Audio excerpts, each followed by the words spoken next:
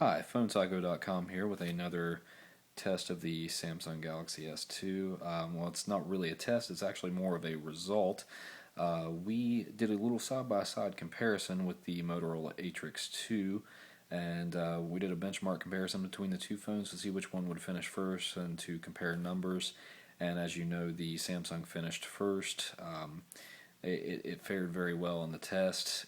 It finished out right around 5,900 on the benchmark test. I don't know the exact figures right off the top of my head, but as you can see, that wasn't good enough for us at PhonePsycho.com, so we actually decided to push that a little bit further.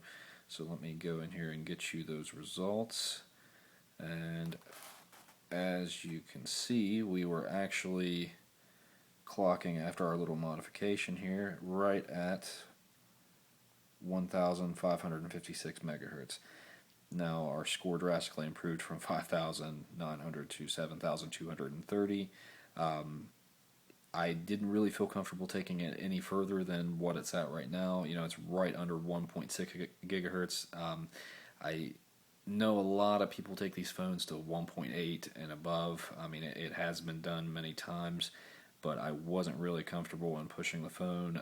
This is my daily use phone, so I didn't really want to fry the processor or the battery, so I kind of kept it within a safe range, and I think that's a good recommendation for just the daily user that doesn't do a lot of hardcore work with their phone. But really, it's seamless now.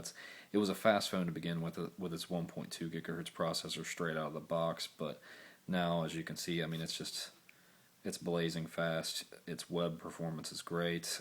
Let's pull up a familiar website here. As you can see, I mean, it loads instantly.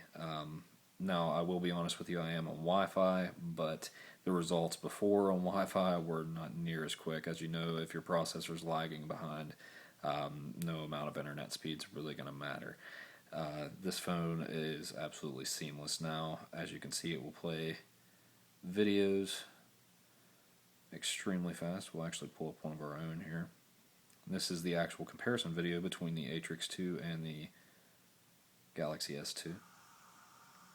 This is Tim Hagen with PhonePsycho.com. Right now we're running a benchmark test on the Atrix 2 that's on my left here, and then we have the Samsung Galaxy S2 on the right. And the Galaxy S2 just started the 3D test there, and I have actually been playing with this phone for at least 30 to 40 minutes non-stop since this. As you can see, my battery, I began all this overclocking and the performance testing. I went through various settings, but as you can see, the phone's battery life has held up quite well through all of it, so it's definitely at a fairly stable setting right now. So I think I'm going to leave it here. It's on full performance, set at it's 1,556 at all times.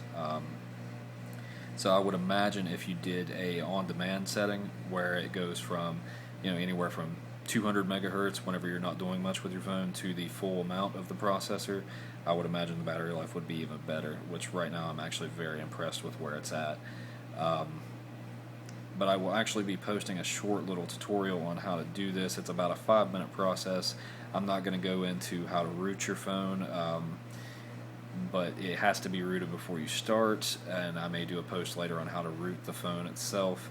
Honestly, if you don't know how to root it, you probably shouldn't be messing with the processor itself. It's a very delicate thing. It's not hard. I don't want to shy you away from it, but you can do some damage to your phone. So this has been PhonePsycho.com with a little review on the Galaxy S2 after it's been overclocked, and we may hit up the website with a new comparison video here within the next 2 or 3 days to give you an idea of how much faster it performs.